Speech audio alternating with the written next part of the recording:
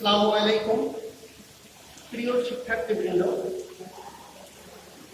আজ আমরা affirmative sentence থেকে নেগেটিভ সেন্টেন্স এর তৃতীয় ক্লাস করব। আর এই ক্লাসে আমরা শিখব প্রেজেন্ট ইনডিফিনাইট টেন্স এবং পাস্ট ইনডিফিনাইট টেন্স থেকে কিভাবে নেগেটিভ সেন্টেন্স করা যায়।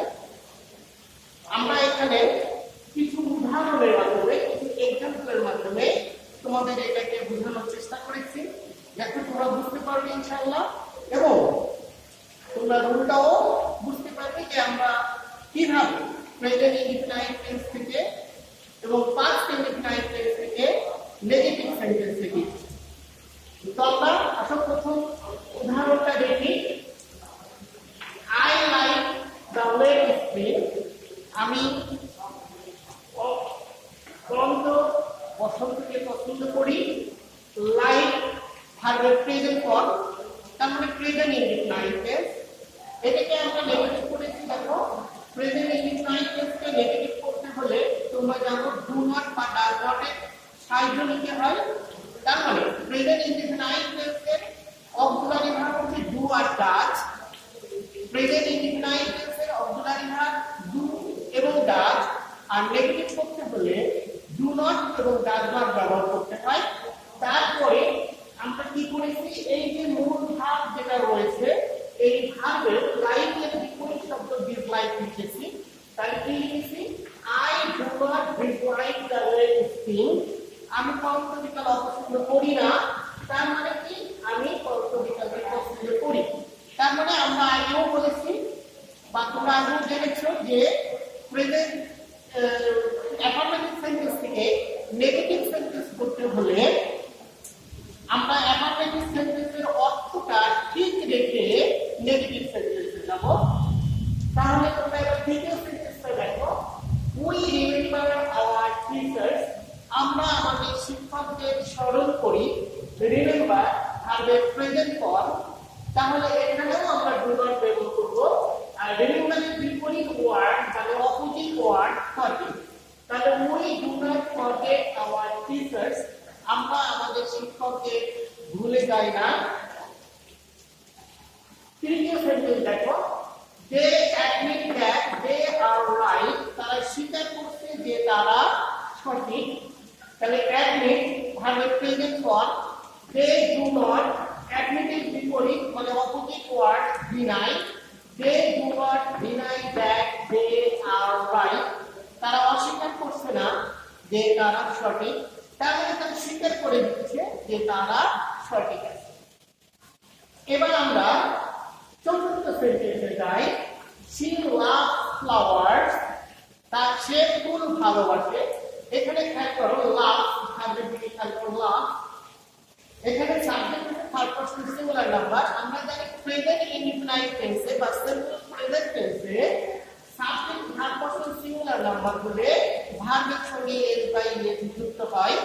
সেই শর্ত অনুসারে এখানে subject third person singular number she আর লাভ এর সঙ্গে এস যোগ হয়েছে। তাহলে শি লাভস ফ্লাওয়ার্স। আর যখন subject third person singular number হয় তখন নেগেটিভ করার জন্য আপনাদের ডাজ নট ব্যবহার করতে হয়। ডাজ নট ব্যবহার করার পরে আবার মূল ভার্বের প্রেজেন্ট ফর্ম। আর যেহেতু আমরা নেগেটিভ করছি, সেহেতু মূল ভার্বের বিপরীত ওয়ার্ডটা মানে অপোজিট ওয়ার্ডটা আমরা এখানে বসিয়েছি। তাহলে নেগেটিভ কি হয়েছে, she does not hate flowers. সে ফুল ঘৃণা করে না।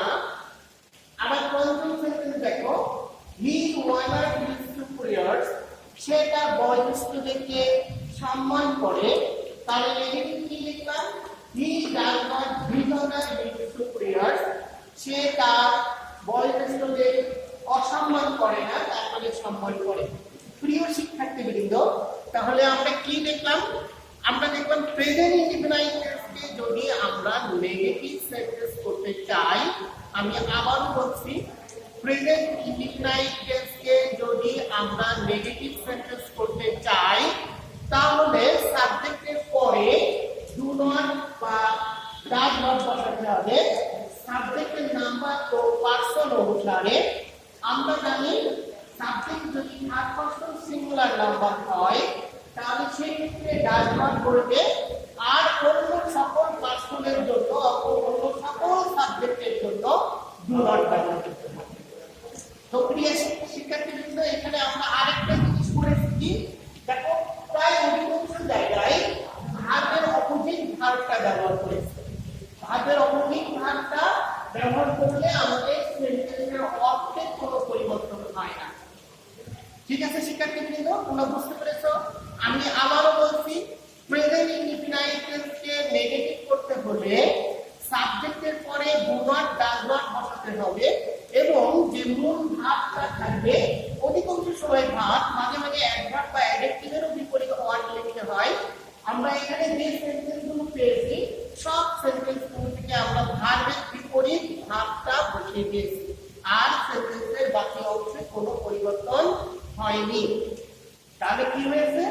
প্রেজেন্ট ইনডিফিনাইট টেন্সকে নেগেটিভ করতে হলে আমরা সাবজেক্ট এর নাম্বার ও পার্সন অনুসারে ডু নট বা ডাজ নট বসিয়েছি, তারপরে মূল ভার্বের বিপরীত ভার্বটা অপোজিট ভার্বটা ব্যবহার করেছি।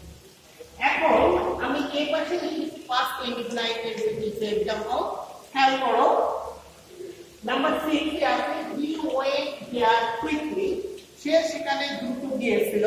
ভার্বের দিকে খেয়াল করো, went, go went, go past form went, go base form হচ্ছে গো, পাস্ট ফর্ম হচ্ছে ওয়েন্ট, গো ওয়েন্ট গন, তোমরা জানো। আর সাবজেক্টের পরে ভার্বের পাস্ট ফর্ম ব্যবহার করা মানে past indefinite tense. Subject plus ভার্বের পাস্ট ফর্ম মানে পাস্ট ইনডিফিনাইট টেন্স। সেই অনুসারে এটা অবশ্যই পাস্ট ইনডিফিনাইট টেন্স।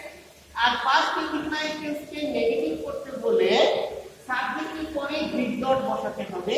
তাই সাবজেক্ট যেটাই হোক না কেন, নাম্বার পার্সন কোনো কিছুই দেখার দরকার নাই, সাবজেক্টের পরে গ্রিড ডট বসবে। আর যে মূল ভার্বটা রয়েছে, এই মূল ভার্বের প্রেজেন্ট ফর্মটা, আর পাস্ট ফর্ম ব্যবহার করা যাবে না। তাহলে he went there quickly, he did not go there quickly, দ্রুত গতিতে, এর বিপরীত ওয়ার্ড অপোজিট ওয়ার্ড স্লোলি, সে সেখানে ধীরে ধীরে যায়নি, তার মানে কি দ্রুত গিয়েছিল। মনে করি তোমরা বুঝতে পেরেছো। তাহলে ভিডিও পরের উদাহরণটা দেখো, উই মিস দ্য ট্রেন, আমরা ট্রেনটা মিস করেছিলাম। দেখো এখানে ভার্বের পাস্ট ফর্ম দেওয়া আছে মিস, তাহলে আমরা নেগেটিভ করেছি we did not catch the train, আমরা ট্রেনটা ধরতে পারি নাই। এখানে আমরা ভার্বের বিপরীত ভার্বের প্রেজেন্ট ফর্মটা ব্যবহার করেছি। এখানে যেমন অ্যাডভার্বের বিপরীত অপোজিট অ্যাডভার্ব ব্যবহার করেছিলাম, এখানে আমাদের ব্যবহার করতে হচ্ছে ভার্বের বিপরীত ভার্ব। তো পরবর্তী উদাহরণে আসো, she refused the proposal, সে প্রস্তাবটি প্রত্যাখ্যান করেছিল। দেখো refuse এর past form refuse, তাহলে she did not accept the proposal, সে প্রপোজালটা গ্রহণ করেনি। প্রপোজালটা গ্রহণ করেনি মানে কি, প্রপোজালটা সে প্রত্যাখ্যান করেছিল। পরবর্তী সেন্টেন্সে আসো, he solved the sum correctly, সে অঙ্কটি সঠিকভাবে সমাধান করেছিল।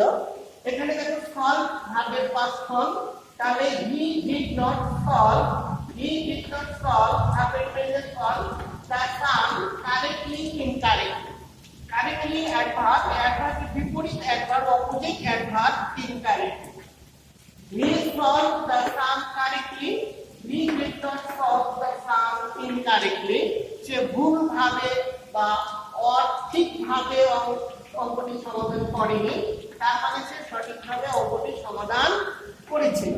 এখন তো last number of example, he behave with us politely, সে আমাদের সাথে ভদ্র ব্যবহার করেছিল।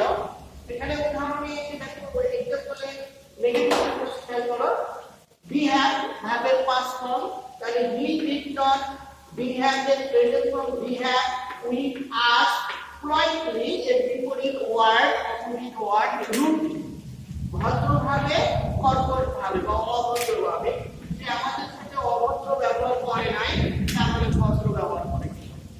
প্রিয় শিক্ষার্থী, তাহলে তোমরা এই পাশে ডান পাশে পাঁচটা উদাহরণ থেকে কি বুঝলে? যে পাস্ট ইনডিফিনাইট টেন্সকে আমরা যদি নেগেটিভ করতে চাই তাহলে সাবজেক্টের পরে ডিড নট ব্যবহার করতে হবে, কখনো কখনো ভার্বের অপোজিট ভার্ব ব্যবহার করতে হবে, আবার কখনো কখনো অ্যাডভার্ব বা অ্যাডজেক্টিভের অপোজিট অ্যাডভার্ব বা অ্যাডজেক্টিভ ব্যবহার করতে হবে। প্রিয় শিক্ষার্থীবৃন্দ, আমি মনে করি তোমরা খুব ভালোভাবে বুঝতে পেরেছো। সাথে সাথে আমার অনুরোধ থাকবে তোমরা এই সেন্টেন্সগুলো অবশ্যই লিখে নিয়েছো, এইগুলো বাসায় আরো দুই একবার প্র্যাকটিস করবে। সাথে সাথে আরো কিছু উদাহরণ তোমরা প্র্যাকটিস করলে বুঝতে পারবে। তাহলে আমরা কি শিখলাম আজকে? যে প্রেজেন্ট ইনডিফিনাইট টেন্সকে যদি আমরা নেগেটিভ সেন্টেন্সে রূপান্তরিত করতে চাই তাহলে সাবজেক্টের পরে ডু নট বা ডাজ নট বসাতে হবে। সাবজেক্ট যদি থার্ড পারসন সিঙ্গুলার নাম্বার হয় তাহলে ডাজ নট, আর অন্য সকল সাবজেক্টের পরে ডু নট পড়বে। তারপরে বিপরীত ওয়ার্ড বসাতে হবে। এই বিপরীত ওয়ার্ড কখনো কখনো আমরা ভার্বের বিপরীত ভাব ব্যবহার করেছি, আবার কখনো কখনো আমরা অ্যাডভার্ব বা অ্যাডজেক্টিভের বিপরীত ওয়ার্ড ব্যবহার করেছি। আবার পাস্ট ইনডিফিনাইট টেন্সে এসে আমরা নেগেটিভ করার সময় সাবজেক্টের পরে ডিড নট ব্যবহার করেছি। ডিড নটের পরে আমরা সব ভার্বের প্রেজেন্ট ফর্ম চলে আসছে। অ্যাফার্মেটিভ ভার্বের পাস্ট ফর্ম ছিল মানে পাস্ট ইনডিফিনাইট, যখনই আমরা নেগেটিভ করলাম তখনই ভার্বের প্রেজেন্ট ফর্ম চলে আসবে। এখানে আমরা কখনো কখনো ভার্বের বিপরীত ভাব ব্যবহার করেছি, দেখো রিভিউ, অ্যাকসেপ্ট। আবার কখনো কখনো আমরা অ্যাডভার্বের বিপরীত অ্যাডভার্ব অপোজিট অ্যাডভার্ব ব্যবহার করেছি, দেখো কুইকলি, স্লোলি। আবার এখানে রয়েছে কারেক্টলি, ইনকারেক্টলি, কোয়াইটলি, রুডলি। তো আমার বিশ্বাস তোমরা বুঝতে পেরেছো।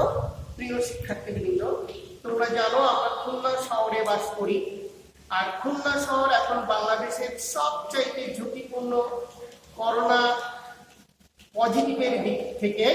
তাই আমি তোমাদের অনুরোধ করব তোমরা ঘরে থাকবে, যতটা সম্ভব ঘরে থেকে নিজের লেখাপড়াটা চালিয়ে যাবে, অনলাইন ক্লাসগুলো দেখবে। আর আমাদের যে সংসার টিভি রয়েছে, সংসার টিভিতে তোমাদের জন্য ক্লাস করানো হচ্ছে, সেই সংসার টিভির ক্লাসগুলো তোমরা দেখবে, তোমার সাবজেক্ট অনুসারে ক্লাসগুলো দেখে নেবে। তারপরে আমরা অবশ্যই স্বাস্থ্যবিধি মেনে চলবো। কিছুক্ষণ পর পর আমরা 20 সেকেন্ড ধরে নিজের হাতটা ধুয়ে নেব, আর বাইরে যাব না, বিনা প্রয়োজনে আমরা বাইরে যাব না। যদি প্রয়োজন হয় আমরা অবশ্যই বাইরে যাব, কিন্তু আমরা মাস্ক পরিধান করব, ভিড় এড়িয়ে চলব। আমরা সকলেই সুস্থ থাকার চেষ্টা করব। আমরা দোয়া করব সকলের জন্য, মহান রব্বুল আলামিন যেন আমাদের এই মহামারী থেকে রক্ষা করে। আল্লাহ।